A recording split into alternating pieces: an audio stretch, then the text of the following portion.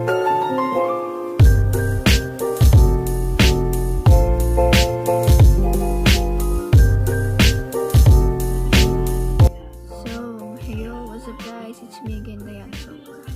back to my YouTube channel. So for today's video, we'll be talking about the peripheral nervous system. So let's go. So what is peripheral nervous system? The peripheral nervous system is one of two components that make up the nervous system of bilateral animals, with the other part of being central nervous system or CNS. The main function of PNS is to connect the CNS to the limbs and organs, essentially serving as relay between the brain and spinal cord and the rest of the body.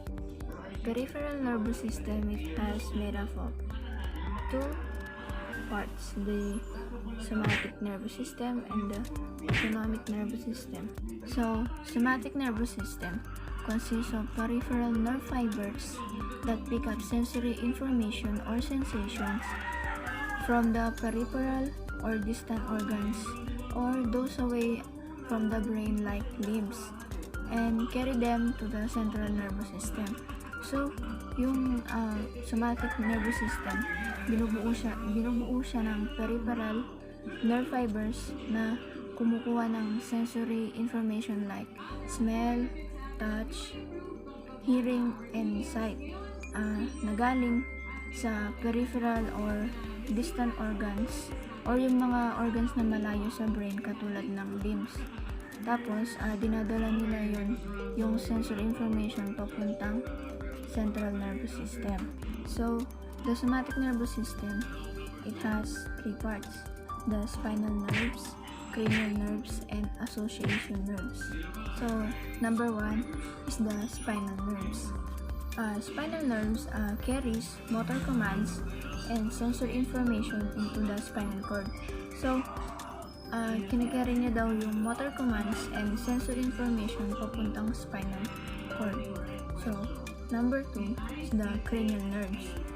Carry information in and out of the brain stem. So, yung cranial nerves daw, kinakarry niya daw yung information paloob at palabas ng brain system. So, number 3 is the association nerves. Integrate sensory input and motor output. Pinagsasama niya daw yung sensory input and motor output. This also consists of motor nerve fibers that come out to the brain and take the messages for movement and necessary action to the skeletal muscle. So, for example, nakahawak ka ng mainit na bagay or hot object. The sensory nerves, dala-dala niya yung information about the heat papuntang brain.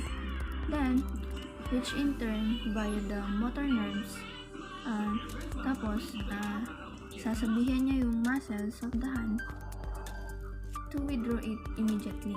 So, yung buong process na yun, nagtitakes lang siya ng less than a second or ganun lang kabilis. So, for the next part of peripheral nervous system is the autonomic nervous system. So, it is controls the nerves of the inner organs of the body which humans have no conscious control. For example, heartbeat, digestion, breathing, except conscious breathing. It has two subdivisions. The first one is the sympathetic nervous system, and the number 2 is the parasympathetic nervous system. So, for the first subdivisions of autonomic nervous system is the sympathetic nervous system.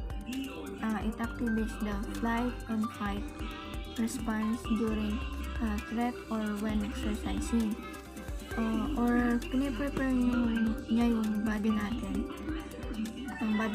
ng intense for physical activities. Example, kapag tumatakbo ng malakas, kapag tumatakbo ng sprint, gano'n, or pang malakas ng takbo, yung halimbawa, kapag long distance runner ka, gano'n yung sympathetic nervous system.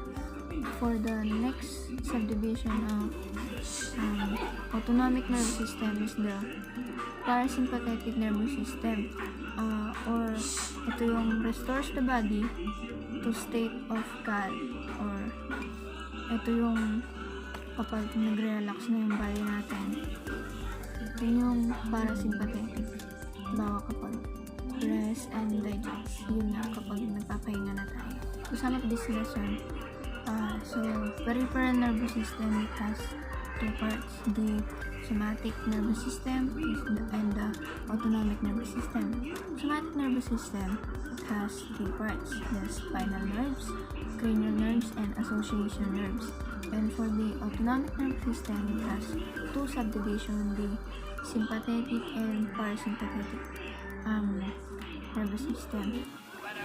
So that's it for today's video. Hope you learn something, kahit konti lang, and see you my next vlog. So keep safe, God bless, and stay hydrated and stay healthy.